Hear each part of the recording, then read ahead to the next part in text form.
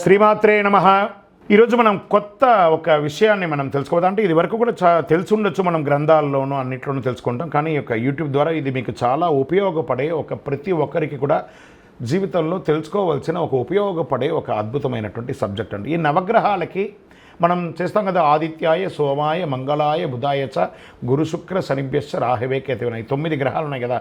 ఈ 9 గ్రహాలు ఎవరు, వాళ్ళ తల్లిదండ్రులు ఎవరు, వాళ్ళ నక్షత్రాలు ఏంటి, వాళ్ళ యొక్క రాశి ఏంటి, వాళ్ళ వర్ణం ఏంటి, వాళ్ళ వాహనం ఏంటి, వాళ్ళకి ఇచ్చే నైవేద్యం ఏంటి, వారికి అధిపతిగా ఉన్నటువంటి నక్షత్రాలు ఏంటి, వాటి గురించి మనము ఇప్పుడు తెలుసుకోబోతున్నాం. ఇప్పుడు ఆదిత్యుడు, సూర్యుడు, గ్రహాల్లోని మొదటివాడు సూర్యుడిగా చెప్పచ్చు. ఇతను కశ్యపుని యొక్క కుమారుడు సూర్యుడు, భార్య అదితి, అందుకే ఆదిత్యుడు అని పిలుస్తుంటారనమాట. సప్తాశ్వాలతో ఉన్న రథం అతని యొక్క వాహనం. సప్త అశ్వాలు 7 చక్రాలకు ప్రతీకలు. మూలాధారం, స్వాధిష్టానం, మణిపూరకం, అనాహతం, విశుద్ధి, అగ్నచక్రం, సహస్రారం, వీటన్నిటికీ అధిపతిగా ఆయన కూర్చుంటారు.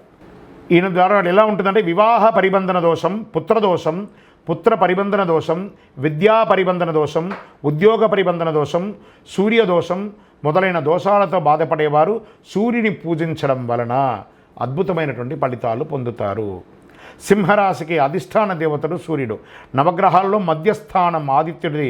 అధిదేవత అగ్ని, ప్రత్యధి దేవత దేవేంద్రుడు. ఆదిత్యుడు ఎరుపు వర్ణంలో ఉంటాడు.